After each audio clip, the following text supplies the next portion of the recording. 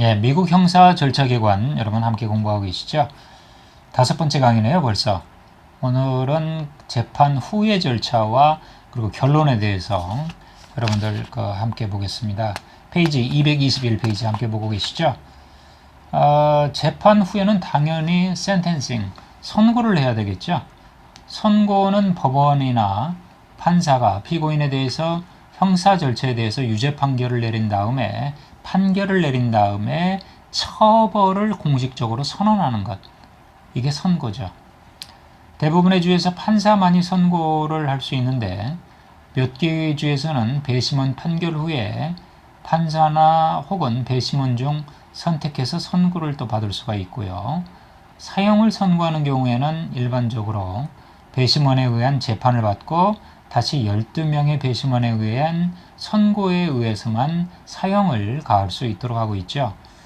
몇몇 주와 연방정부는 선고 가이드라인이라고 sentencing guideline에 따라서 선고를 내리죠. 형 선택의 범위가 넓은 사건에서 선고에 따르는 법원의 재량을 줄이기 위한 거죠. 나머지 주는 선고 가이드라인이 없고요.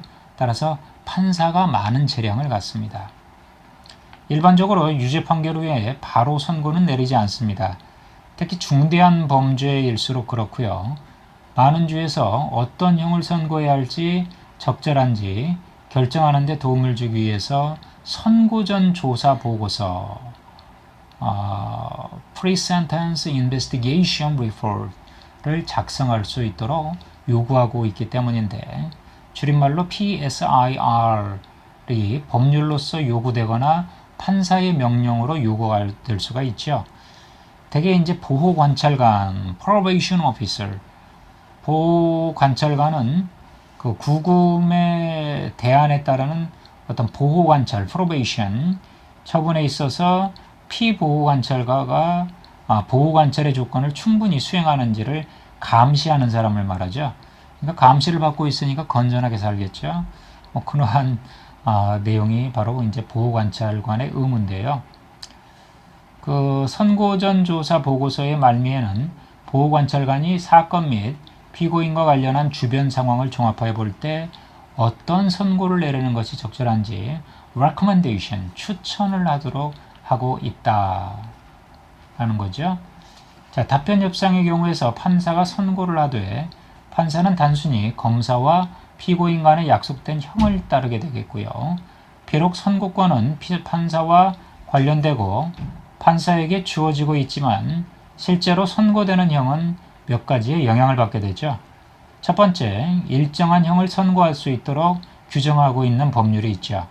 법률은 절대 어떤 정기형, fixed penalty, 그 다음에 최고형, maximum, 혹은 최소형, minimum을 정해놓을 수가 있겠죠.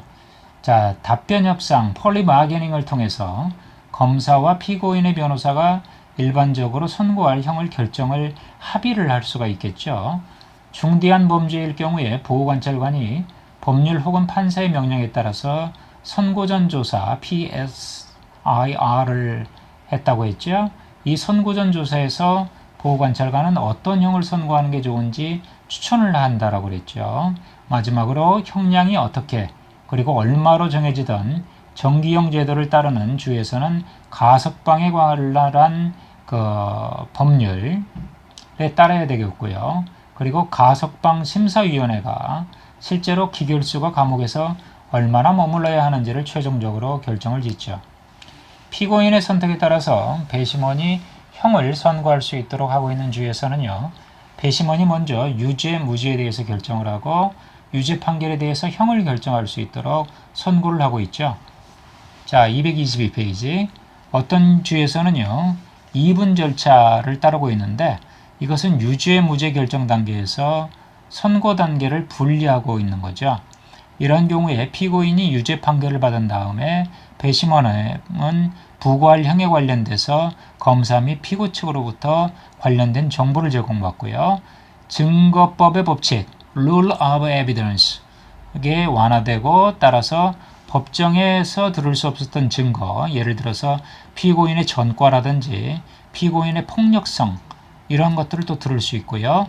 배심원들은 다시 숙고해서 형을 결정하게 되겠죠. 대법원의 주에서 배심원들에 의한 재판을 하는 경우에서도 판사에게 선고권을 주고 있죠.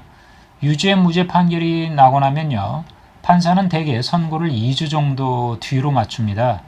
자, 이렇게 시간을 주는 거는요. 유죄 선고를 받은 피고인으로 하여금 재판 후 신청, post trial motions, 예를 들어서 새로운 재판의 신청, 혹은 명령 판결, motion for direct verdict, 그걸 할 수 있게 해주고요. 보호관찰관으로 해서 선고전 조사를 할 수 있게 해주는 거죠. 판사는 선고전 조사 보고서 외에 구속되지는 않습니다. 재량이 많기 때문이죠. 다시 말해서 선고전 조사 보고서에서 추천하는 형을 선고할 수도 있고 이를 완전히 무시할 수도 있죠.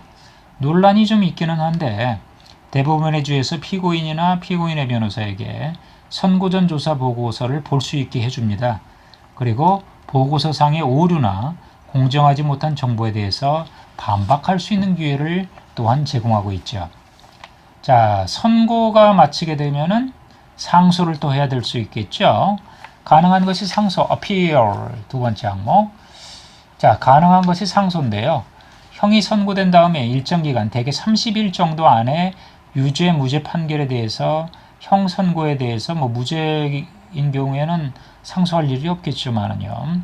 상급법원에서 상소를 할 수가 있죠. 물론 검사가 상소를 또 할 수 있죠. 헌법상 상소권이 보장되는 건 아니지만 모든 주에서 법률 혹은 법원 규칙으로 이 권리, 상소의 권리를 피고인에게 부여하고 있죠. 어떤 주는 사형 선고에 대해서 상소는 주지방법원에서 그리고 지방고등법원을 거치지 않고 곧바로 주대법원으로 상소할 수 있게 하고 있습니다. 전적으로 재정상의 문제라고 볼 수가 있죠.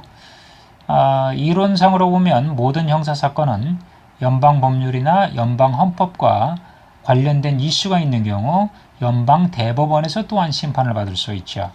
그런데 실제로는요, 이렇게 상소받을 수 있는 권리가 4명 법칙, 그러니까 Rule of Four에 의해 제한됩니다. 즉, 대법원은 9명의 대법관 중에서 최소 4명이 찬성을 해야 대법원의 이름으로 심판을 시작할 수가 있죠.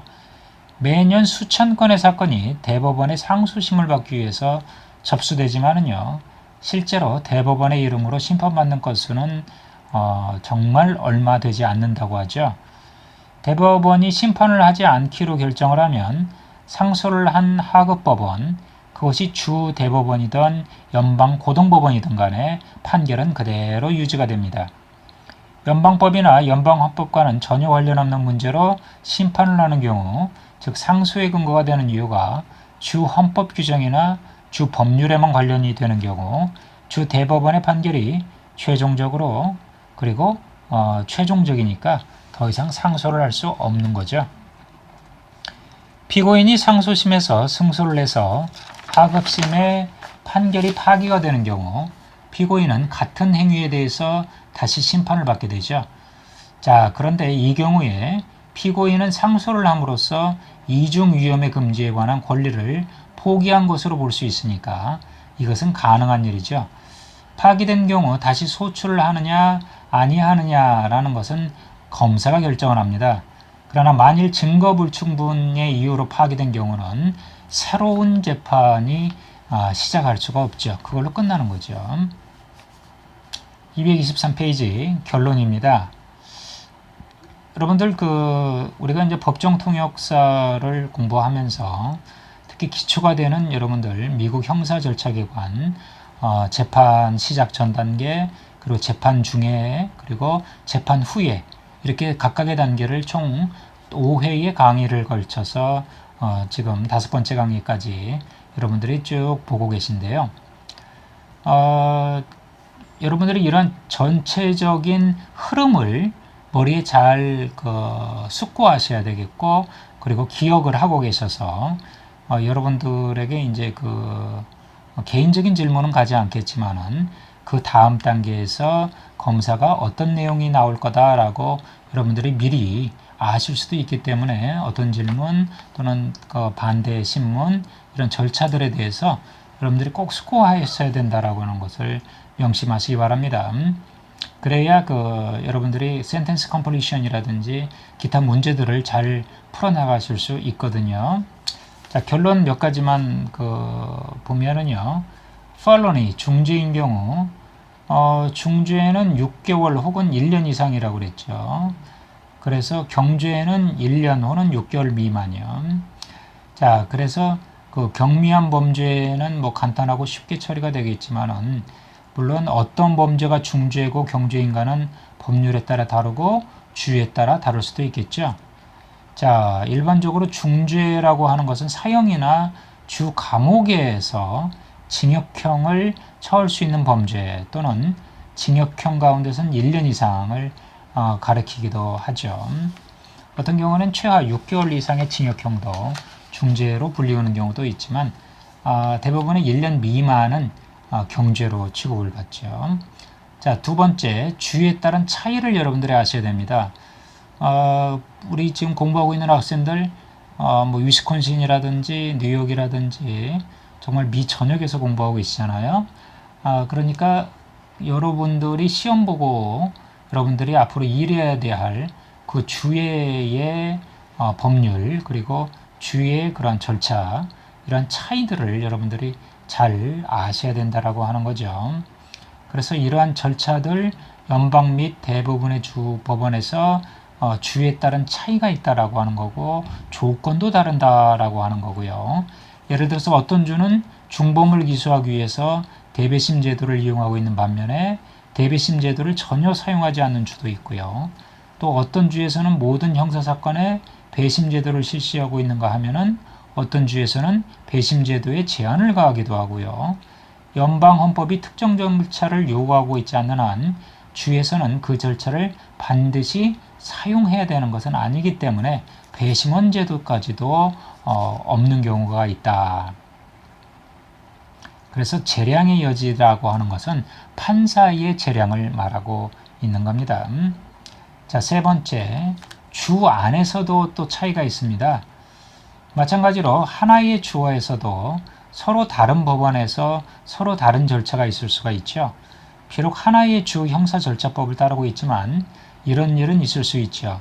샌프란시스코 법원에서의 중범, 경범을 다루는 절차는 여기 LA 카운티, 로스앤젤레스 법원의 절차와 또는 다를 수가 있습니다. 이렇게 이제 전적으로 좀 다르다는 얘기고요. 법원을 구성하고 있는 사람들이 개성이나 선호하는 바가 다르고요. 이렇게 다를 수 있다는 점에서 특정 지역에서 그 지역에서 오래된 관행이 있을 수 있으니까 이런 차이들이 반드시 있다. 그렇죠. 그리고 또 어떤 지역에서는 경주에서도 대배심에도 회부할 수 있지만은 어떤 지역은 또 그렇지 않고 어떤 시에서는 예비 심사를 하지 않고 피의자를 48시간 동안 옥류할 수도 있는 반면에 어떤 곳에서는 또 야간 법정, 나이트 코트를 열어서 또 할 수도 있고 자 이렇게 법원의 차이까지도 있으니까 여러분들이 그러한 것까지도 잘 아셔야 된다라고 하는 겁니다. 마지막으로 4번 이론과 현실.